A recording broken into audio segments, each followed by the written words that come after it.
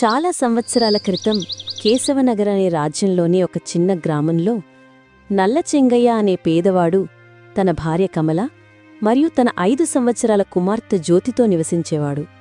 నల్ల చెంగయ్య తన సాధారణ జీవితం పట్ల ఎప్పుడూ అసంతృప్తిగా ఉండేవాడు. అతని ఆలోచన రాత్రికే ధనవంతుడు కావాలని కలలు కనేవాడు. తన తలరాతను చూసుకుని ఎప్పుడూ తిట్టుకునేవాడు. ఒకరోజు ఉదయాన్నే లేచి గొడ్డలి పట్టుకుని కట్టెల కోసం అడవికి బయలుదేరుతూ ఉండగా అతన్ని చూసి తన భార్య కమల ఇలా అంటుంది. ఏందయ్యా, నువ్వు ఎప్పుడు ఎందుకు ఆందోళన చెందుతావు? కొన్నిసార్లైనా నవ్వుతూ సంతోషంగా పనికి వెళ్ళు, అంతా మంచి జరుగుతుంది. అసలు నీకేమైనా అర్థమవుతుందా? నీ బుర్రలో మట్టి ఉంది. నేను కట్టెలు కొట్టేవాడిని, పెద్ద వ్యాపారవేత్త కాదు. నా కష్టానికి మరణం లేదు.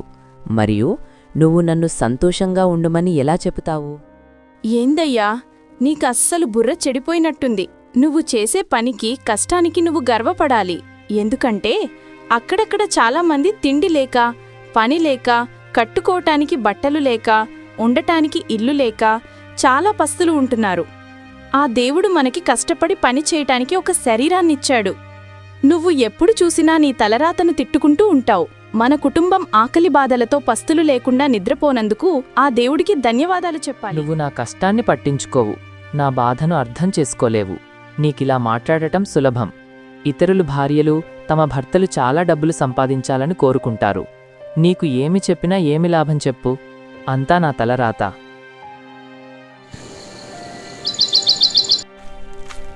ఆ విధంగా చెప్పి కోపంతో ఏమీ మాట్లాడకుండా గొడ్డలి తీసుకొని బయటికి వెళ్ళిపోయాడు. అలా వెళుతూ ఉండగా ఆయనకి ఎదురుగా ఆ గ్రామ కోశాధికారి కనబడ్డాడు. నల్ల చెంగయ్యను చూసి ఇలా అంటాడు. ఏం చెంగయ్య, అడవికి బయలుదేరినట్టుండావు? ఉదయాన్నే నీ మొహంలో ఏదో కోపం కనిపిస్తోంది. ఏం జరిగింది ఇంట్లో? ఏం చెప్పమంటారు భూషయ్య? నా భార్య నా కష్టాన్ని ఎప్పుడూ అర్థం చేసుకోదు. ఎప్పుడూ నవ్వుతూ ఉండుమంటుంది. నా వల్ల అవుతుంది చెప్పు? ఒరే పిచ్చోడా, నువ్వు చాలా అదృష్టవంతుడివిరా. ధనము లేకపోయినా నీ భార్య చాలా తెలివైనది, శాంత స్వభావమున్నది. నీకేమీ ఇబ్బంది పెట్టేది కాదు. ఉన్నదాంట్లో సంతోషంగా ఉంటుంది. ఇతరులు భార్యలైతే ప్రతిరోజూ పేదరికం గురించి రోదిస్తూ నీ జీవితాన్ని నరకం చేసేవారు. నీకిటువంటి మంచి భార్య లభించడం అదృష్టంరా. సరేగాని అసలు విషయం చెప్పడం. మన గ్రామానికి దక్షిణ వైపు నీవు ఒక సముద్రం ఉంది. అది దాటుకున్నంగానే ఒక పెద్ద అడవి వస్తుంది. అడవిలో మంచి మంచి పురాతనపు సువాసన గల చెట్లున్నాయి.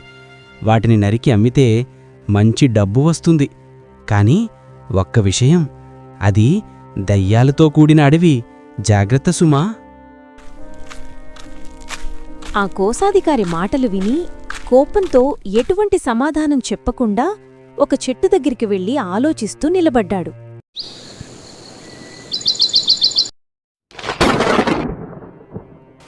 నల్లచెంగయ్య బాగా ఆలోచించి ధైర్యంగా పడవలో కూర్చొని సముద్రంలో ప్రయాణం చేస్తాడు. అలా ప్రయాణం చేసి అడవిలోకి చేరుకుంటాడు.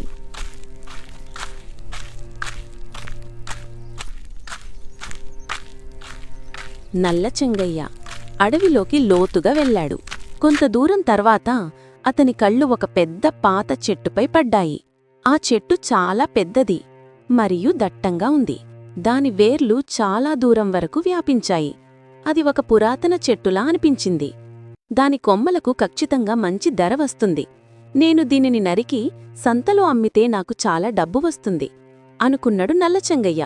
పాత చెట్టుపై గొడ్డలితో నరకబోయాడు. అంతలో అకస్మాత్తుగా చెట్టు నుండి నల్లటి పొగ రావడం, చుట్టూ పొగలు కమ్ముకుపోవడం ప్రారంభమైంది. చెంగయ్య ఇంతకు ముందు ఎప్పుడూ అలాంటి దృశ్యాన్ని చూడలేదు. భయపడిపోయి గొడ్డలిని దూరంగా విసిరాడు. కొద్దిసేపు పొగ అందమైన మనిషిగా మారిపోయింది.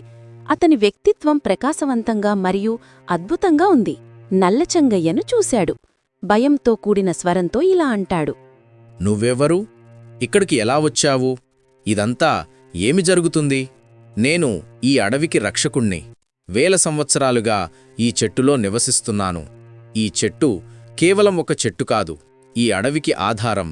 దీనిని నరికి వనదేవత మాటలు విని కోపంగా నల్ల చెంగయ్య ఇలా అంటాడు. ఇవన్నీ నాకు పట్టింపులేదు. ఈ చెట్లు ఎంత పాతది, నేను దాని గురించి పట్టించుకోను. దాని కలప బలంగా ఉంది, మరియు సంతలో మంచి ధరకు అమ్మవచ్చు. దీనివల్ల నా కష్టాలు తీరచ్చు. ఖచ్చితంగా నేను దానిని నరికివేస్తాను, మరియు నన్ను ఎవరూ ఆపలేరు. మీరు ఈ చెట్టును నరికివేయకపోతే నేను మీ కోరికను తీరుస్తాను. కాని మీ కోరిక నెరవేరిన తర్వాత మీరు కూడా ఈ చెట్టును నరకకూడదు. ఈ అడవి విడిచిపెట్టి వెళ్ళిపోవాలి. నేను తప్పకుండా తీరుస్తాను నీ కోరికను. నాకు చాలా సంపద కావాలి, కానీ కూర్చొని తింటే అది తరిగిపోతుంది. పెద్ద బంగాళా కావాలి, కానీ ఆ బంగాళా తిండి పెట్టదు. కాబట్టి నేను బాగా ఆలోచించుకుని ఒక నిర్ణయం తీసుకున్నాను. నేను రాజు కావాలి. ఎందుకంటే రాజుకుండే గౌరవం, మర్యాద, సంపద ఎప్పటికీ తగ్గదు. కాబట్టి నన్ను రాజును చెయ్యి. రాజుల జీవితం చాలా కష్టంగా, పెద్ద బాధ్యతలతో కూడి ఉంటుంది. అయినా నీకు నేను వరమిచ్చాను, కాబట్టి నీ కోరికను తీరుస్తాను. ఈ రాత్రి రాజు గురువర్మ మహల్ పైనుంచి పడి మరణిస్తాడు. నువ్వు కత్తి చేత పట్టుకొని అక్కడ నిలబడు. మంత్రి నిన్ను చూసి నువ్వే అతన్ని చంపినట్టు నమ్ముతారు. ఇదే నేను చెయ్యబోయే మాయ. అయితే వారు అపార్థం చేసుకుని నన్ను చంపేస్తారేమో. లేదు లేదు, వారు భయపడిపోతారు. నువ్వు ధైర్యంగా నేనే రాజుని చంపాను అనగాని నువ్వు రాజు అవుతావు.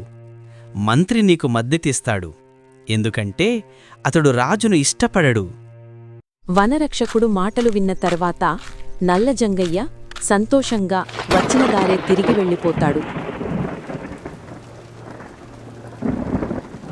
వనరక్షకుడు మాటలు విన్న తరువాత నల్ల చెంగయ్య అడవి మార్గాన తిరిగి బయలుదేరుతాడు. రాజ్మహల్కి చేత్త కత్తిపట్టుకుని మహల్లోకి చేరుకున్నాడు. మహారాజు అటూ ఇటూ తిరుగుతూ ఉంటాడు. వెంటనే కాలు జారి కిందపడి చనిపోతాడు. అంతలోనే అక్కడికి మహామంత్రి పరిగెత్తుకుంటూ వస్తాడు. మంత్రిని చూసి నల్ల చెంగయ్య ఈ మహారాజుని నేనే చంపానని గట్టిగా అరుస్తాడు. వనదేవత చెప్పినట్టు అన్నీ జరుగుతాయి. మంత్రి వెంటనే నల్ల చెంగయ్యను రాజుని చేస్తాడు. రాజు అయిన వెంటనే చెంగయ్య గురువర్మ మహారాజ భార్యను కొడుకును పిలిపించి ఇలా అంటాడు. మీ రాజును చంపింది నేనే. ఇప్పుడు నేను ఈ రాజ్యానికి రాజుని, కాబట్టి నేను మీ ఇద్దరిని చంపేయగలను. కాని దయచూపుతున్నాను మీ మీద. వెంటనే రాజ్యం విడిచి అడవిలోకి వెళ్ళిపోండి. మళ్ళా మీరిక్కడ కనిపిస్తే మీకు మరణం తప్పదు నా చేతిలో. నల్ల చెంగయ్య మాటలు విన్న మహారాణి భయపడిపోయి తన కొడుకుని తీసుకొని రాజ్మహల్ వదిలి అడవికి బయలుదేరి వెళ్ళిపోతుంది.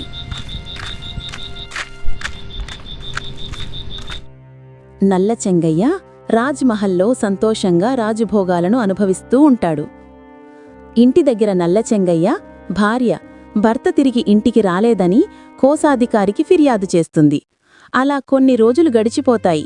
మహల్ లోతుల్లో ఉన్న ఒక చీకటి గది నూనె దీపం కమ్ముకున్న వెలుగులో మంత్రి దేవదత్త అతని కళ్లలో కోపం, రాజుని చంపాలన్న కసితో రహస్యంగా రాజ అధికారులను పిలిపించి సమావేశం ఏర్పాటు చేసి వాళ్లతో ఇలా అంటాడు. సంవత్సరాలుగా రాజుకు నమ్మకంగా సేవ చేశాను, కాని నన్ను ఎప్పుడూ ఒక నీడలా చూశాడు. నా ప్రతిభను, నా శక్తిని, నా తెలివిని చిన్నచూపు చూశాడు. నేను రాజును చంపాలి అనుకున్నాను, కాని నాకన్నా ముందు ఎవరో పనికిమాలినవాడొచ్చి రాజును చంపి ఈ రాజ్యం ఏలుతున్నాడు. అతని కింద మనం బానిసల్లాగా ఉండలేకపోతున్నాను. మనమందరం కలిసి ఐకమత్యంగా ఉండాలి. మనకు ఇష్టమైన పదవులు కావాలంటే ఇప్పుడున్న రాజుని చంపెయ్యాలి. అందుకు నేను ఒక పథకాన్ని వేశాను.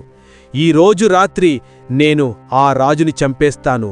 తర్వాత ఈ రాజ్యం మన అందరిది. ఆ విధంగా అందరూ మాట్లాడుకుని అక్కడ్నుంచి వెళ్ళిపోతారు. దేవదత్త మహారాజైన నల్లచెంగయ్య నిద్రపోతున్న సమయంలో వెళ్ళి కత్తితో దాడి చేసి చంపేస్తాడు. నల్లచెంగయ్య చనిపోయిన సంగతి భార్యకు మరియు కూతురు తెలియక పాపం తల్లి కూతురు ఎదురుచూస్తూ ఉంటారు. ఫ్రెండ్స్, ఈ కథలో నీతి ఏమిటంటే కష్టపడి పనిచేసి సంపాదించిన దాంట్లో తృప్తిగా సంతోషంగా ఉండాలి. లేకపోతే కష్టాలు, బాధలు, అప్పులు తప్పవు. ఫ్రెండ్స్, ఈ వీడియో నచ్చితే తప్పకుండా సబ్స్క్రైబ్ చేయండి, లైక్ చేయండి, షేర్ చేయండి.